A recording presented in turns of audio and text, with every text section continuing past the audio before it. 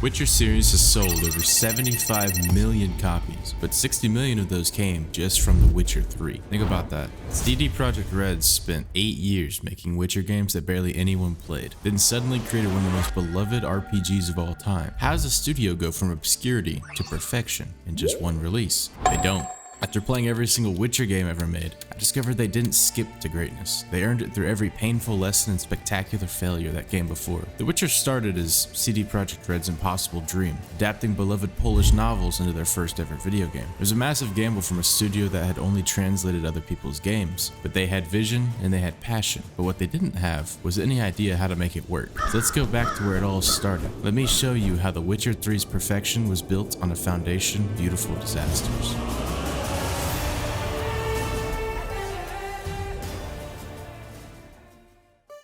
Alright, let's start at the beginning.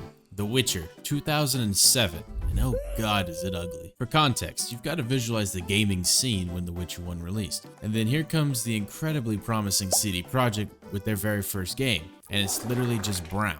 Not to mention how this game sold just 400,000 copies in its first year. Big number I know, but remember what we said earlier, that's tiny numbers in gaming. Now visuals aside, the game was released broken. So instead of playing the true OG Witcher 1, I played the enhanced edition that came out in 2008. Yes, I essentially cheated, but hey, it's the first game in and the OG was virtually unplayable. I get a pass. This patch is basically just CDPR saying, yeah, sorry, this game sucks. Here's the game you were supposed to get. And honestly, this version of the game is at least playable, but it's still clunky as hell. The movement feels like Geralt's wearing roller skates on cobblestone with how little friction you get on the ground. But the combat is weirdly solid. It's not amazing, but once you get into the rhythm of click, pause, it actually kind of flows. It's still boring though. But what really surprised me was the story. Unlike BioWare games of the time, there's no glowing morality meter telling you if you're a paragon or a bastard. Because while you make choices, like siding with the Skytel rebels or the religious order, the consequences don't hit until hours later, sometimes games later. It's messy, it's human, it's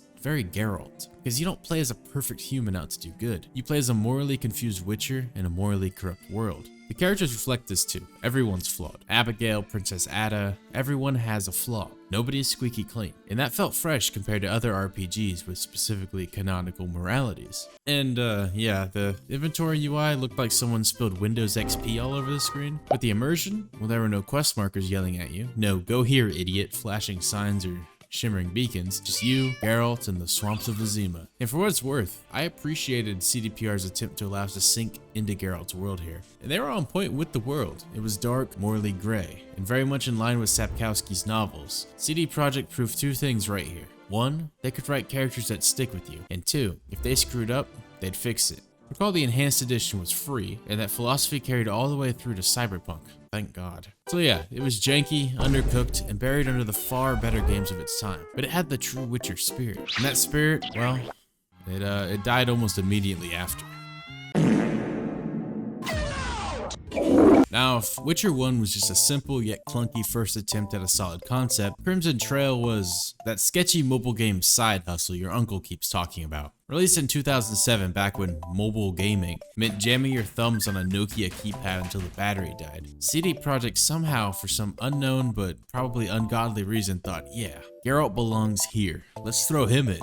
And to be fair, for a licensed Java phone game, it wasn't awful. It was narrative driven, which was rare for mobile back then. You could cure or kill a Striga, spare or kill a vampire, and those choices actually led to 4 distinct endings. That's more ambition than half the RPGs on Steam today, so let's give CDPR a hand, I suppose. For what it was at the time, this was like a little shot of Witcher lore you could sneak in between your snake and all your 99-cent ringtone downloads. And if you thought the gameplay sucked, you'd be absolutely correct.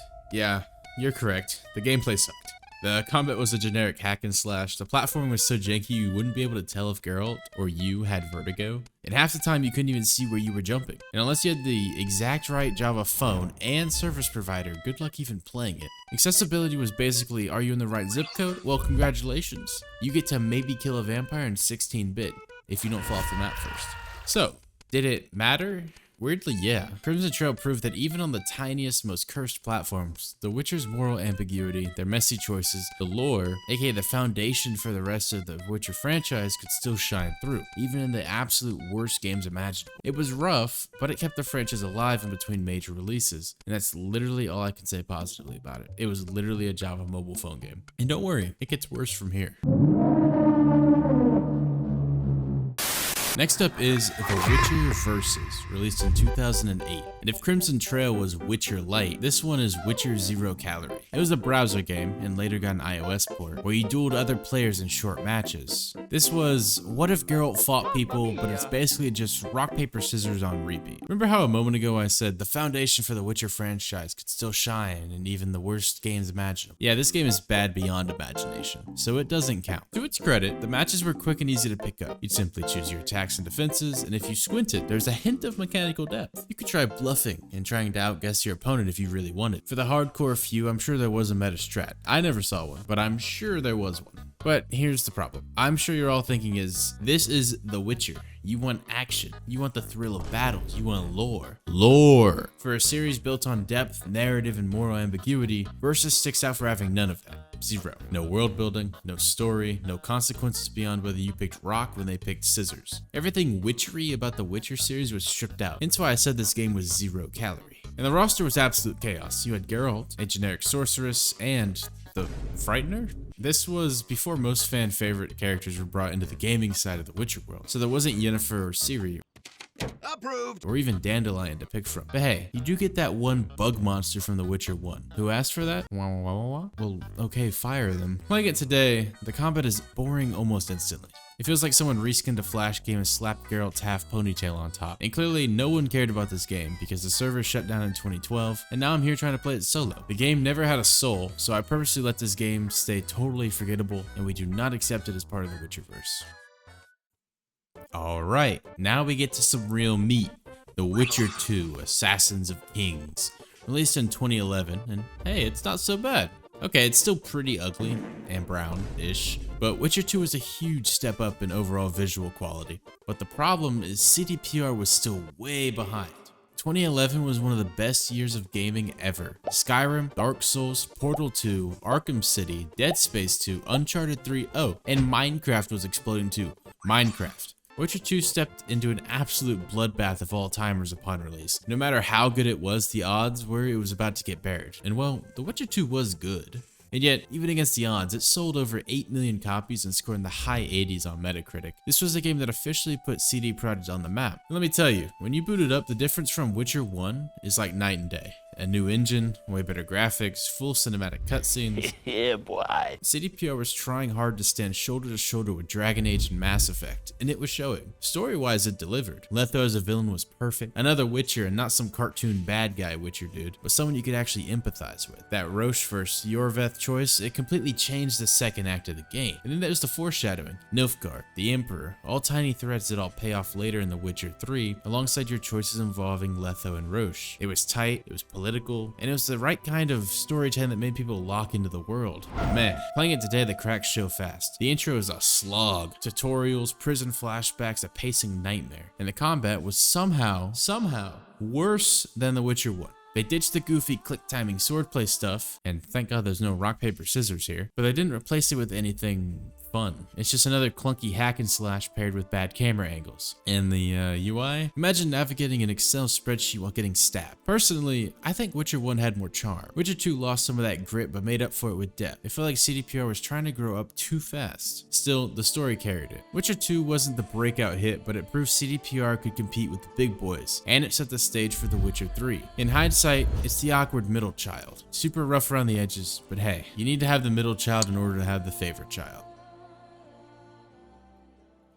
Which was not the next game, because next up is the weird other middle child, The Witcher adventure game. Released in 2014, this wasn't even really a video game in the traditional sense. It was a digital board game. Right before The Witcher 3 dropped, CD Projekt basically said, what if Geralt went cardboard? And then they did just that. And to be fair, as Far as adaptations go, it was faithful. You had 4 playable characters, Geralt, Triss, Yarpen, and Dandelion. Each had their own abilities, so you could actually replay it a few times without feeling like you were rolling the same dice stuff over and over. You could go solo or play online with friends, and the animations gave it just enough Witcher flavor to feel connected to the universe. Honestly, if you were a hardcore fan who didn't want to track down the physical board game, this was a solid alternative. But if I wasn't super clear before, it's still a board game. There's basically no storytelling, no big choices, none of the moral ambiguity that makes The Witcher, well, The Witcher. It was just dice rolls and objectives until it was basically dragging itself along longer than it should have. And that's why almost nobody remembers it. It gained no mainstream attention. It's barely even known among serious Witcher fans, because this was essentially just Monopoly, but sprinkle a few drowners in there while you're at it. It was a faithful port, but that's about it. The adventure game was filler, the kind of side project that padded the brand before The Witcher 3 dropped and changed everything. It was solid for board game fans, but forgettable for everyone else. Alright, now we get to the game you've all been waiting for.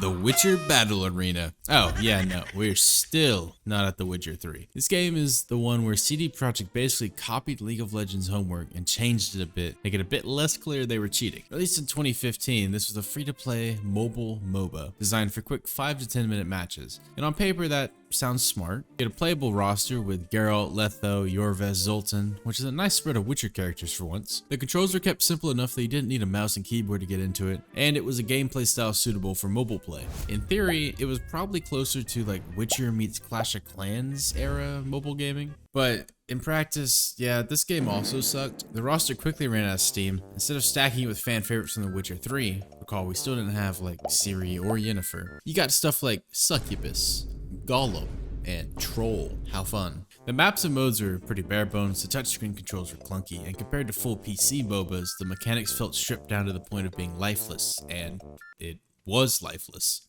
MOBAs live or die on community. Battle Arena never found one, let alone deserved one. The matchmaking was slow, competitive play was basically non-existent, and within 2 years it was abandoned entirely. By 2016 the servers were dead, and yet, to most Witcher fans, they never knew the game even existed. Battle Arena didn't expand the universe, it didn't build the brand, and for that, it didn't last. Geralt should just stick to killing monsters, not chasing XP orcs in a half-baked mobile MOBA. Thank God the next game is the game we've all been waiting for. And here it is. The Witcher 3 Wild Hunt. My goat. Your goat. Everyone's goat. The Witcher 3. The GOAT of games. Released in 2015, the same year we got Metal Gear Solid 5, Bloodborne, Arkham Knight, Undertale, Fallout 4, Rise of the Tomb Raider, all of which are absolute giants, yet Witcher 3 walked into that lineup and said, yeah, I'll just swoop in and take Game of the Year ahead of schedule, thanks. Looking back now, it makes sense. Witcher 3 sold over 50 million copies by 2025, pulled a 93 on Metacritic, and basically raised the bar for all open world RPG expectations from now on. The scale was unreal. Velen, Novigrad, Skellig, Toussaint, all massive regions in their own right, yet each still uniquely alive and in detail. Villages burning, peasants arguing, bards singing off-key in taverns. It is a world that both reacted to you and lived without you, and that made the players feel grounded inside the story. And that story, man, it nailed the balance between epic and intimate. You had this huge narrative about the wild hunt and political intrigue, but at its core, Geralt just wanted to find his adopted daughter Ciri. That personal drive anchored everything. Along the way you hit quests that became legendary, the Bloody Baron arc, Novigrad politics, the quieter character moments with Yen, Vesemir, Dandelion. Wait, my writer is saying not Triss. Triss's moments are considered not legendary, and apparently liking Triss is bad. Every relationship felt human, messy, and real. That witchery, Geralt-y vibe of grey moralities and corrupt worlds impacting imperfect characters, it was nailed to perfection. And Geralt himself, he went from being this gravelly, stoic monster slayer to one of the most beloved protagonists in gaming. Witty, weary, sarcastic. Ironically, one of the most human characters in the game. And then there's the expansions. Hearts of Stone and Blood and Wine weren't just DLC, they were full-on gaming masterpieces. Blood and Wine gave us Toussaint, 30 hours of content and arguably one of the best expansions ever made for any game, period. People joke it was basically The Witcher 4 in disguise before The Witcher 4 rolled out its trailer, shocking everyone yet again in how good CDPR was feeding us. But that's another video. For now, let's discuss what sucked in Witcher 3, because like our lovable characters, not Triss, Witcher 3 wasn't perfect. The combat was pretty unbalanced. If you play on normal difficulty or lower, you can basically spam click your way through half the game without bothering with potions, oils, or signs. But crank that difficulty up to Death March, and suddenly every game mechanic needs mastered, from alchemy to strategy to fighting prep to mastering the combat combos. That's where The Witcher 3 honestly shines the most for me. If you played it lazily in just the story mode, you probably thought the combat was boring. But if you engaged with it, learned the Witcher ropes, and really put your all into the world, it was a blast. And sure, if you want to nitpick, the RPG mechanics weren't as deep as some hardcore fans wanted. But let's be honest, those are footnotes compared to the greater game. Witcher 3 was a masterpiece, and where the franchise truly earned its crown. So of course, it couldn't possibly go anywhere but up from here, right? So let's talk about Gwent. You remember Gwent, right? That little card game you played once in The Witcher 3, accidentally got hooked, then spent 5 hours hustling against innkeepers and madams instead of, saving Ciri. Yeah, CD Projekt saw how much people loved it and thought, what if we made it a standalone game? Released in 2018, Gwent, the Witcher card game, actually held its own for a good bit. Critics gave it solid reviews, IGN an 8 out of 10, Metacritic an 80. It was a decently accepted game, and better yet, the mechanics were unique. Instead of whittling down life points, the goal was to win 2 out of 3 rounds. That round strategy made it all about bluffing, baiting, and tricking your opponent into wasting their best cards early. It had depth, and for a while, it was one of the most refreshing card games on the market. And the best part was that CDPR did something insanely rare in gaming. They didn't make Gwent aggressively pay to win. Compared to Hearthstone or Magic the Gathering Arena, you could basically grind and earn card packs at a fair pace. That earned them a lot of goodwill. Plus each faction, the Northern Realms, Nilfgaard, Skellig, etc., had their own identity and playstyle, with cards beautifully illustrated by Witcher lore and fan-loved characters. For true lovers of the Witcher universe, it was a treat, but it never really broke through. Hearthstone was already the giant in the room, Magic the Gathering Arena had Magic's pedigree, and Gwent just couldn't get a massive audience. It relied entirely on the Witcher's name to get players. And while the Witcher series had amassed many devoted fans, they seemed more happy to wrestle cards from drunks and merchants than against their fellow Witcher fans in friendly duels. The esports scene in Gwent fizzled almost immediately. Updates slowed, and by 2022, CDPR officially shut down development. The game only survives now because of community support, and if you were there early on, you probably remember the endless redesigns that alienated a large chunk of the player base. Gwent proved the Witcher universe could expand into new genres without feeling cheap. It was a genuinely clever card game, but not every Witcher experiment can go mainstream. So for some fans, Gwent is a hidden gem. For everyone else, it's just another pastime to avoid rescuing your daughter. And now, the bar drops lower again. The Witcher Monster Slayer, released in 2021. If you squint real hard, it's basically Pokemon Go, but instead of Squirtle, you get drowners.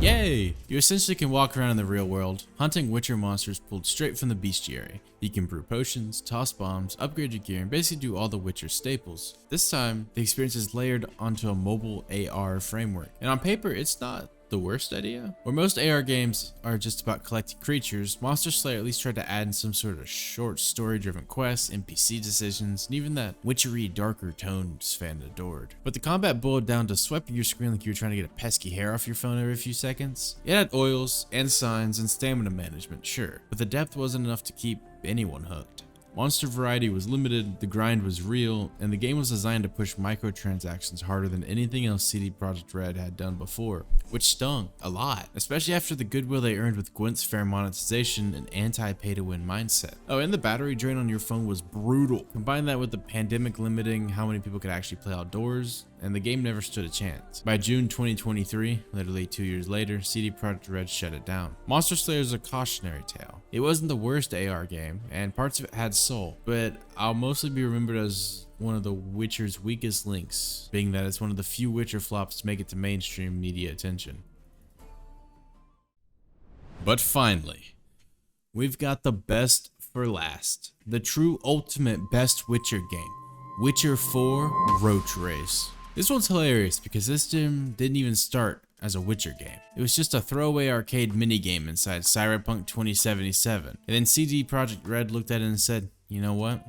Everyone recalls what happened to Gwent, right? Let's do that again, but let's release a standalone title with Roach instead. So in 2022, we got an endless runner starring the most beloved character in all the Witcher history, Geralt's horse. Yes, the same Roach that often got stuck on a roof in Witcher 3 is now the star of her own game. You could run endlessly, jumping over obstacles, collecting points, and competing for high scores. It was basically Jetpack Joyride meets Flappy Bird, but in pixel art Witcher locations. But it was perfect. It's silly, it's free, and it never once tries to shake you down for microtransactions. Really, this is pure novelty at its finest, and I'm here for it. Sure, it's not deep, it's not lore heavy, and it's not going to win Game of the Year. But for a goofy inside joke, it's surprisingly well put together, and it's beloved by many fans. So what sucked? Because something had to suck, right? Well, nothing really. It's a side-scroller mobile game. It never pretended to be more than that. And again, for what Roach Race was, it was incredible. Roach Race was just to be dumb fun. In a franchise full of clunky experiments and failed mobile apps, I'll take dumb fun any day. So, what did we learn after playing every Witcher game ever made? The Witcher became great because CD Projekt kept improving. Witcher 1 was clunky but ambitious. Witcher 2 stumbled in the combat but leveled up the storytelling. In Witcher 3, that was the payoff. Truly a masterpiece earned through iteration, risk, and a lot of lessons learned along the way. Which brings us to today. With Witcher 4 somewhere on the horizon, the big question is, should you dive back into the series now? And my answer is yeah, absolutely. Go back and give some of the older games a try in particular. But don't play every game like I did. That's what this video is for. And hey, if Witcher 4 completely flops, at least we'll always have the true legend of the franchise, Roach Race. The true game of the year, every year, forever.